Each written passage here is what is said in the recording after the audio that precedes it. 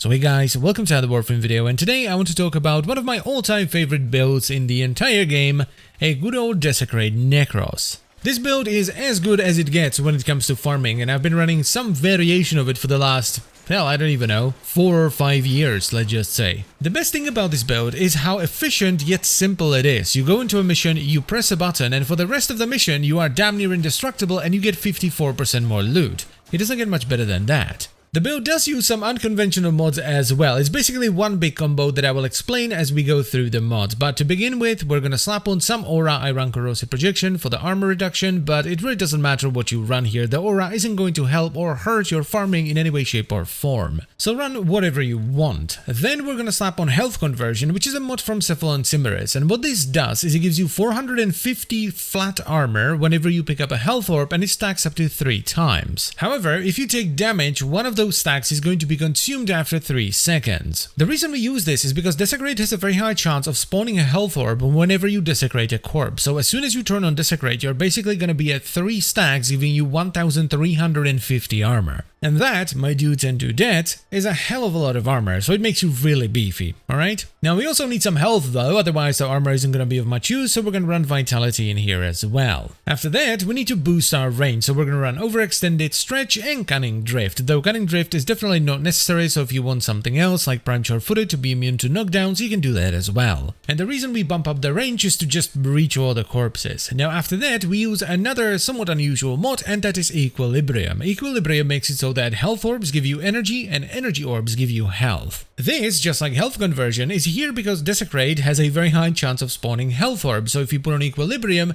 not only do we get all the health from the health orbs, but we also get effectively infinite energy. Plus, it also makes energy orbs heal us, which is nice as well, I suppose. However, none of this would really matter if it wasn't for the despoil augment, which augments Desecrate and makes it cost health rather than energy. This is kind of like the centerpiece of the build, because not only does it make Desecrate very easy to sustain forever, but it also damages you so that you can pick up the health orbs spawned by Desecrate and get armor through health conversion and infinite energy through Equilibrium. And we're gonna top it all off with Fleeting Expertise for some efficiency, otherwise Desecrate is gonna cost 10 health per corpse, which is quite a lot, and we're gonna balance out the negative effects of Fleeting Expertise with Primed Continuity, so we still have decent duration. And that, my dear viewers, is how you can make one button into something that gives you 54% more loot, 1500 armor, infinite energy, and a ton of healing. There is a reason why this is my favorite farming build of all time. It's just very simple, very efficient, very tanky. It's just very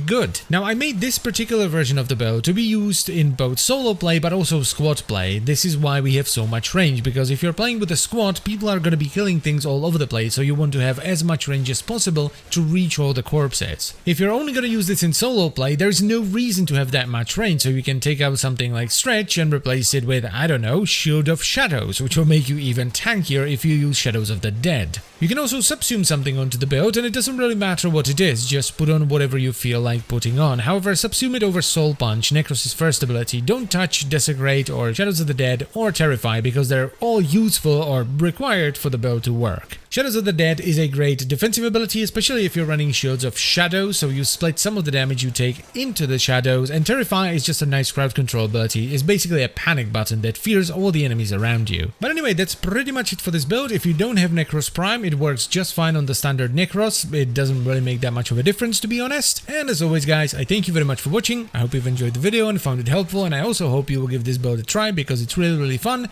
and I'll see you next time. Bye bye.